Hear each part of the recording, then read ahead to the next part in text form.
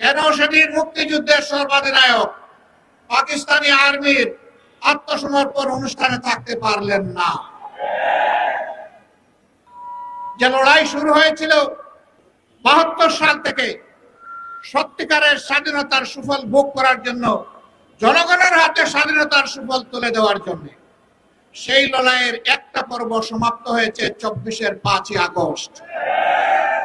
বাংলাদেশ জামাত ইসলামী ঢাকা মহানগরী দক্ষিণ শাখা কর্তৃক আয়োজিত প্রিয় বাংলাদেশের ৫৪তম স্বাধীনতা দিবসের প্রাক্কালে বিজয় মিছিল পূর্ব এই সমাবেশের সম্মানিত সভাপতি, মহানগরী দক্ষিণের সম্মানিত, আমার সামনে উপস্থিত বাংলাদেশের লাল সবুজ পতাকা মাথায় নিয়ে আজকে যারা হাজির হয়েছেন প্রিয় জনগণ, আমি আপনাদের সকলকে বিজয় দিবসের শুভেচ্ছা জানাচ্ছি।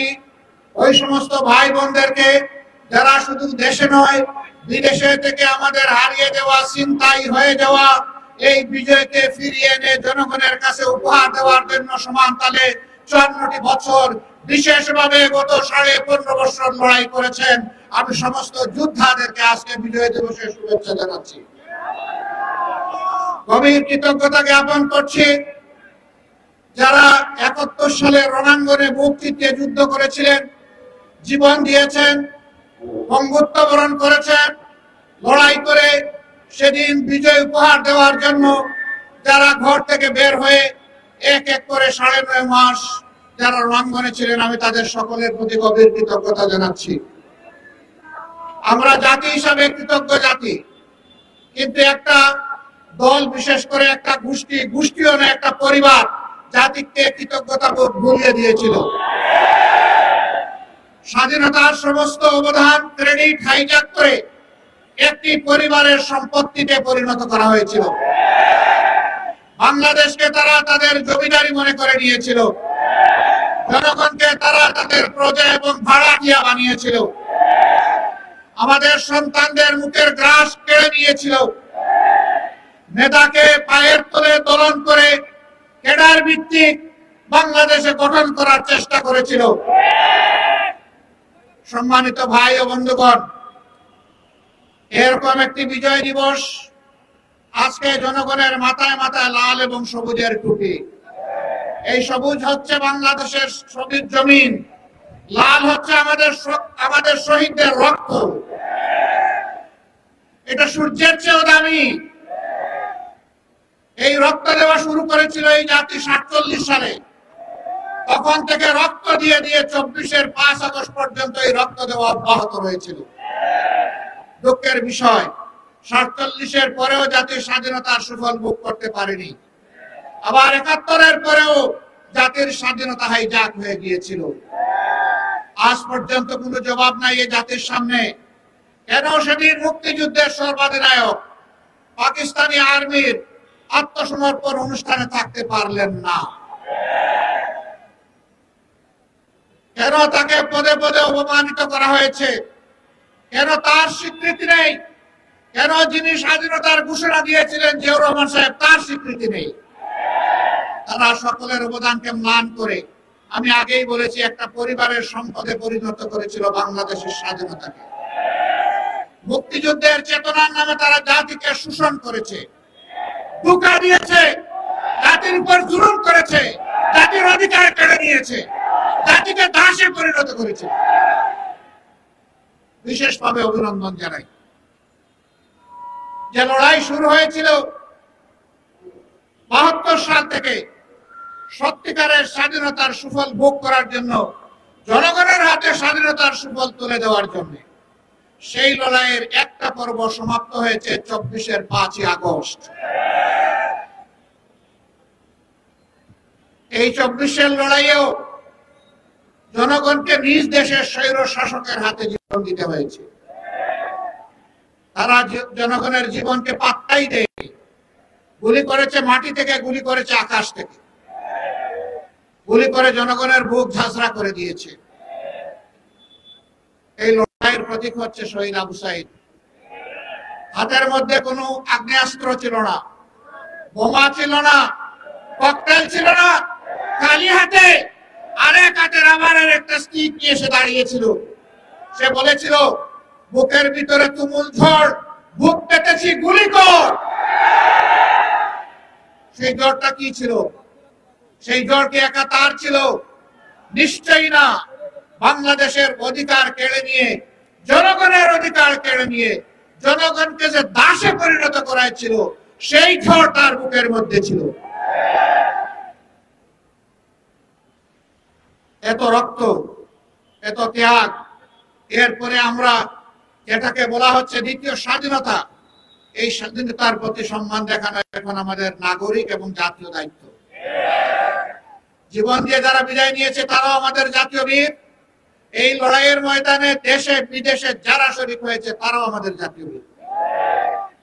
আমরা জাতীয় বীর দেখে আমাদের উচ্চ শিখরে রেখে তাদেরকে আমরা সম্মান জানাতে চাই। জাতীয় বীরদের এই অবদান কোন ব্যক্তি, কোন পরিবার, কোন গোষ্ঠী, কোন দলের লোলক দৃষ্টির সামনে এটা যেন হারিয়ে না যায়। বাংলাদেশের জনগণকে পাহারা দিতে হবে। আপনারা পাহারা দিতে পারবেন? 24 ঘন্টা, 365 দিন, বছরের পর বছর, যুগের পর যুগ, শতাব্দীর পর শতাব্দী সেই পাহারার জন্য আমাদেরকে তৈরি হতে হবে ইনশাআল্লাহ। আজকের এই র্যালি থেকে আমরা জানিয়ে দিতে চাই, বারবার বুকে রক্ত দিয়ে যে জাতির স্বাধীনতা আনতে পারে, সেই জাতির সন্তানেরা আর এই স্বাধীনতা কাউকে আর ছিনতাই করতে দেবে না ইনশাআল্লাহ। আমরা সবাইকে ধৈর্যের সাথে বাংলাদেশ গঠনে অবদান রাখার জন্য অনুরোধ জানাবো। কাউকে যেন কোনো অস্থিরতা পেয়ে না বসে। আমরা পরিষ্কার বলে দিয়েছি, 15.5 বছরে কিছু আবর্জনা, কিছু জঞ্জাল তৈরি হয়েছে। সেই জঞ্জাল পরিষ্কার করতে হবে। নির্বাচনের সুষ্ঠু পরিবেশ নিশ্চিত করতে হবে। জনগণের ভোটার তালিকা শুদ্ধ এবং সুষ্ঠু করতে হবে। দেশের জনগণের করতে হবে। বিদেশে আমাদের প্রবাসীরা যারা আছে তাদেরও এই তালিকায় অন্তর্ভুক্ত করে আগামী নির্বাচন হবে ইনশাআল্লাহ। আমরা একজন নাগরিক ভোটার তালিকা থেকে বাদ পড়ুক, আমরা এটা চাই না। এর জন্য যা করা দরকার সরকারকে তাই করতে হবে। যে উদ্যোগ নেওয়া প্রয়োজন নির্বাচন কমিশনকে সেই উদ্যোগ নিতে হবে। এই উদ্যোগে আমরা কোনো ব্যতিক্রম, কোনো শিথিলতা আমরা বরদাস্ত করব না। ঘরে ঘরে জনগণে এই তালিকাকে নিশ্চিত করতে হবে। যারা চুরি করে ভুয়া ভোটার হয়েছে, একাধিক জায়গায় ভোটার হয়েছে, তাদেরকে এখান থেকে পাক সাফ করে ফেলতে হবে। যারা ভোটা দিয়ে একাধিক জায়গায় ভোটার হয়েছে, ওরা আদৌ ভোটারের যোগ্য কিনা সেই সিদ্ধান্ত নিতে হবে। সম্মানিত দেশবাসী, আজকে কথা বলার দিন নয়, আজকে আল্লাহ তাআলা শুকরিয়া আদায় করার দিন। এই পল্টনেই আজ থেকে কয়েক বছর আগে, 2 দশকের অধিক সময় আগে আল্লাহর কিছু বান্দাকে বড় নির্মমভাবে হত্যা করা হয়েছিল। এইরকম সময়ে, আজকে যে রকম সময়ে কথা বলছি, এইরকম সময়ে স্পষ্ট দিবালোকে 28শে অক্টোবর 2006 সাল, নিশ্চয়ই জাতীয় স্মৃতি থেকে এটা হারিয়ে যায়নি। সেই দিন বাংলাদেশ পথ হারিয়েছিল। আবার এই বাংলাদেশের পথ খুঁজে পেতে আরো অনেক রক্ত দিতে হয়েছে। কি অপরাধ ছিল আমাদের সেই বন্ধুদের, ভাইদের? তাদের কোন অপরাধের কথা আজ পর্যন্ত কেউ বলতে পারলো না। নিরপরাধ এই মানুষগুলোকে পিটিয়ে শুধু হত্যাই করা হলো না, তাদের নিতর দহর উপর উঠে তারা লাফালাফি, নাচানাচি করেছিল। এরা কি মানুষ না পশু? না, এরা পশু নয়। আল্লাহ তাআলার ভাষায় এরা পশুর চাইতে নিকৃষ্ট। কালানাম বালহুম আদাল্লু। আল্লাহ প্রথমে বলছেন বিবেক দিয়েছি, বিবেক অনুযায়ী কাজ করে নাই। আল্লাহ বলছেন এরা পশু। আবার আল্লাহ বলতেছেন আমি পশুকে বিবেক দেই নাই, এদেরকে বিবেক দিয়েছিলাম, এরা পশুর মতো কাজ করেছে, অতএব এরা পশু নয়, তার চাইতেও নিকৃষ্ট। একজন আক্রাসী মাফিয়া মাদারের নির্দেশে সেদিন লগি বৈঠা নিয়ে তার গুন্ডারা রাস্তায় নেমেছিল। তারাই তার নির্দেশে হত্যা করেছিল। এই মজলুম পরিবারগুলো সেদিন বিচার চেয়েছিল, আদালতে বিচার দায়েরও হয়েছিল, কিন্তু ক্ষমতার গরমে সেই বিচার তারা খেয়ে ফেলেছে। আমরা কথা দিচ্ছি এই বিচার আবার ফিরিয়ে আনা হবে ইনশাআল্লাহ। বাংলার জমিনে আবার তাদের বিচার হবে ইনশাআল্লাহ। এর পরবর্তী পর্যায়ে শাহবাগীদের দাবিতে যাদেরকে হত্যা করা হয়েছে, খুন করা হয়েছে, তাদেরও বিচার আবার ফিরিয়ে আনা হবে ইনশাআল্লাহ।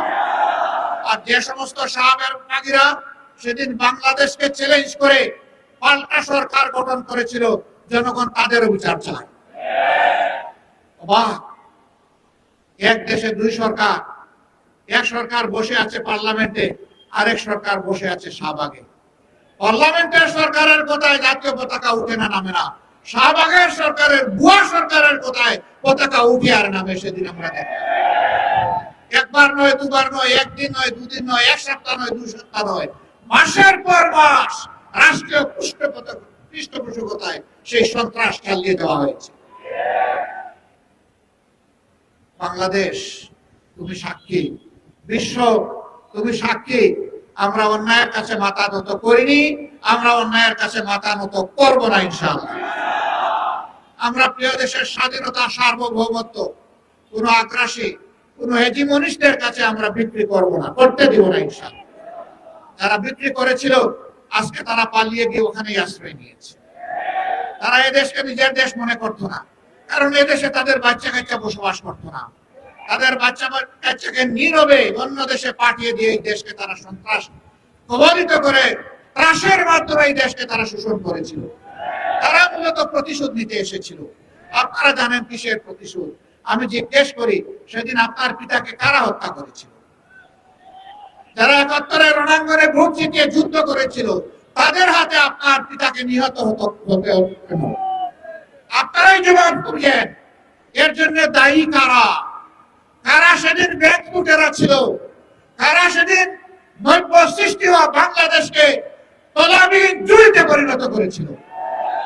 কাদের নেতা বলেছিল, ডাইনে যাদের দিকে তাকাই তারাও চোর, বামে যাদের দিকে তাকাই ওরাও চোর, সামনে যাদের দিকে তাকাই ওরাও চোর, পেছনে যাদের দিকে তাকাই ওরাও চোর? কাদের নেতা বলেছিলেন? কাদেরকে বলেছিলেন উদ্দেশ্য করে? সেই জবাব আজকে তাদেরকে খুঁজতে হবে। কাজেই প্রতিশোধ জনগণের উপর নয়, প্রতিশোধ নেন আপনাদের অপকর্ম সংগঠনকারীদের উপর। আশ্চর্য বিষয়, তারা বাংলাদেশটাকে টুকরা টুকরা করে, বিভক্ত করে, হানাহানি, হিংসার রাজত্ব কায়েম করে পালিয়ে গিয়ে এখনো বাংলাদেশকে তারা স্থির থাকতে দেন না। তারা মাঝে মধ্যে ফোনা তুলে ফুসফাস করার চেষ্টা করেন। যেই জাতি আপনাদেরকে উচিত শিক্ষা দিয়ে তাড়াতে পেরেছে, সেই জাতি আপনাদের ফোনাও একদম গুঁড়া করে দিতে পারে। এটা মনে রাখবেন। এই দেশে যোদ্ধা 2 লাখ 4 লাখ নয়, এই দেশে যোদ্ধা মিনিমাম 10 কোটি। এই 10 কোটি যোদ্ধার 20 কোটি হাত সদা প্রস্তুত যে কোনো ষড়যন্ত্র রুখে দেওয়ার জন্য। আমরা আল্লাহ তাআলার সাহায্য চাই, আমরা যেন অন্যায় এবং অসত্যের বিরুদ্ধে আপোষহীন লড়াই করতে পারি। প্রিয় দেশবাসী, আসুন আমরা আরেকবার অঙ্গীকার করি আজকের এই বিজয় দিবসে, আমরা অবশ্যই দেশকে ভালোবাসবো। আমরা কারো তাবেদার বানাতে এই দেশকে দেব না, এবং কেউ তাবেদারি করতে আসলে তাকে আমরা ছাড় দেব না। এই অঙ্গীকারে আজকের এই বিজয় দিবস উদযাপিত হোক। আরেকবার আপনাদেরকে শুভেচ্ছা, বিজয় দিবসের মোবারকবাদ জানিয়ে দেশে প্রবাসে নিবাসে যারা আছেন সকলের প্রতি কৃতজ্ঞতা জানিয়ে আপনাদের সুস্বাস্থ্য কামনা করে, প্রিয় বাংলাদেশ আল্লাহ তাআলা কিয়ামত পর্যন্ত দীর্ঘজীবী করুন সেই দোয়া করে বিদায় নিচ্ছি। আসসালামু আলাইকুম ওয়া রাহমাতুল্লাহি ওয়া বারাকাতুহু।